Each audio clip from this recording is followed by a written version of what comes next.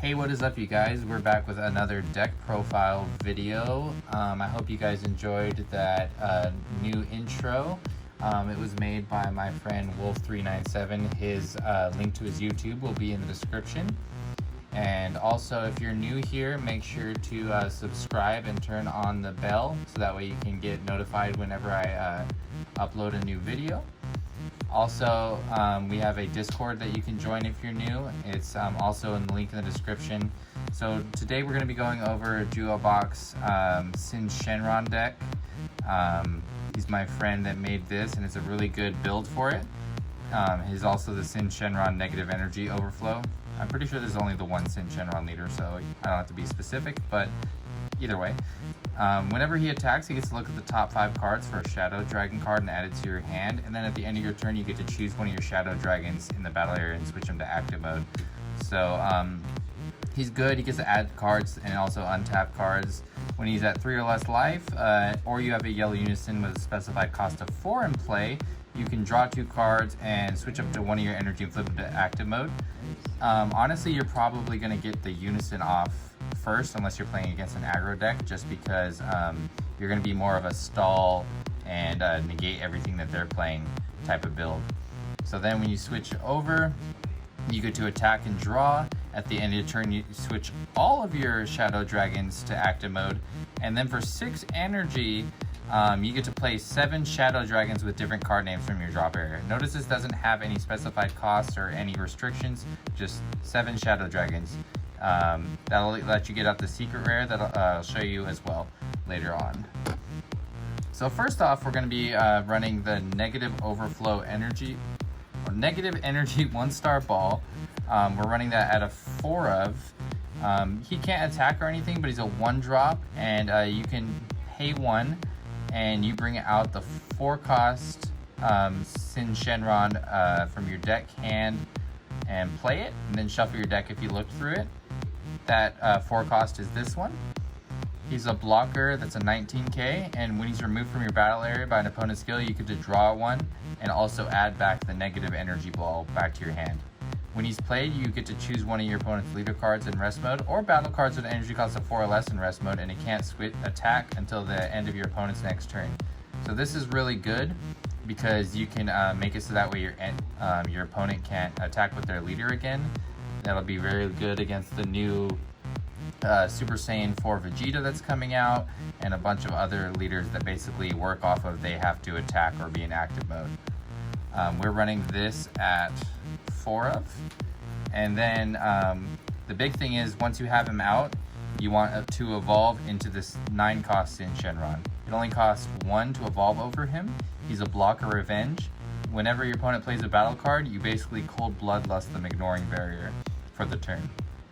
When this card is removed from your battle area by an opponent's skill or KO'd, you get to draw 2 and then play up to 1 negative energy ball from your drop area.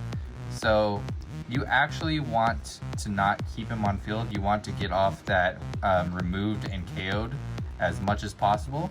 That's why you're running him at 4 of. And you're going to just switch with the blocker and don't combo, let him die. You get to draw 2, use him for that draw 2, and start your engine over with the 1-drop. And also, he kills any battle card that attacked him because he's a revenge. Next up, we have the Negative 2-star ball. He also can't attack, and he plays 1 and brings out your Haze Shenron 2-cost or 3-cost from your deck or hand and play it.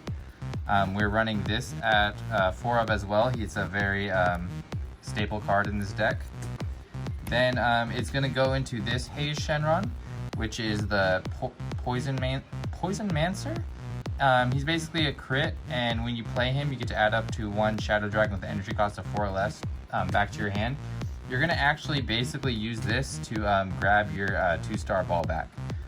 Or 1-star if you need it, but basically you're going to grab the 1-star balls. You're not going to really use it for the effect to grab the 4-star or 4-cost.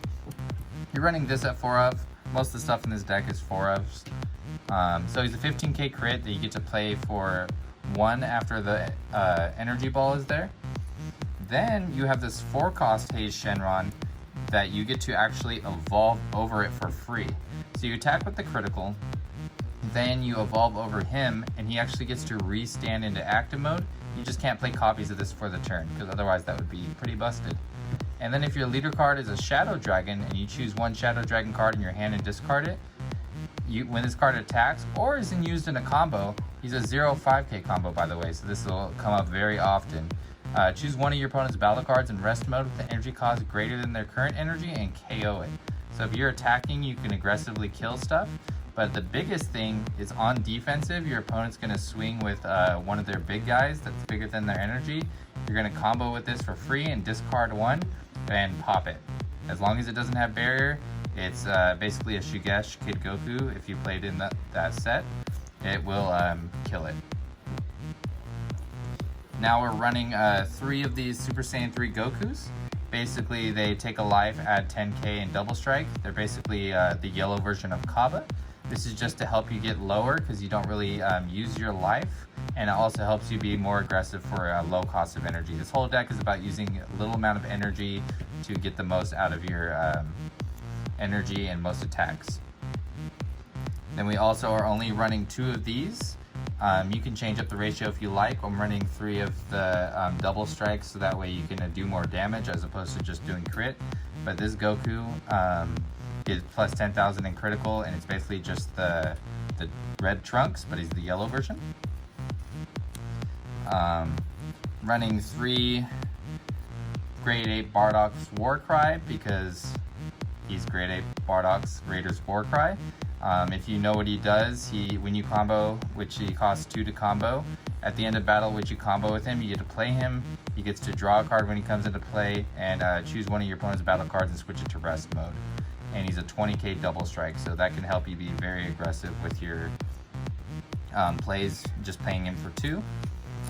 Then finally, for our Unison, this should have been teased with the leader effect, where it says you need to have 4 specified cost of 4 Unison.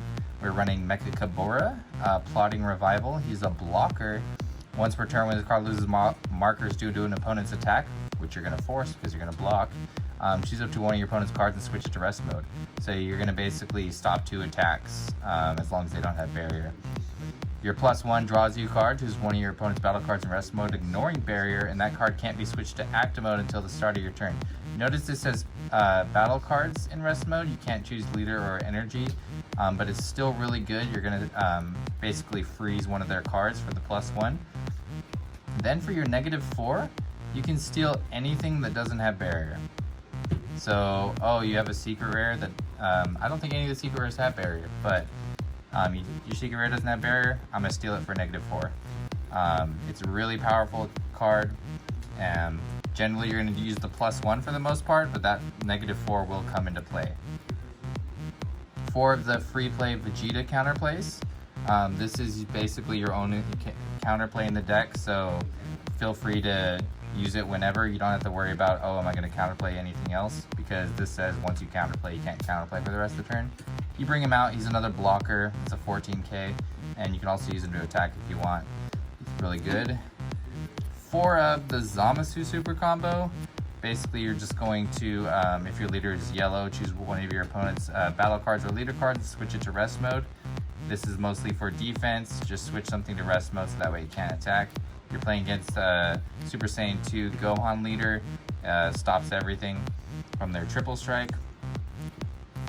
We got 4 Flying Nimbus because it's 4 Flying Nimbus. Helps you get to your turn 6 so that way you can play your 7 Shadow Dragons. We are running 1 Fu Shrouded in Mystery. He's basically for the Universe 7 matchup, or the mirror match.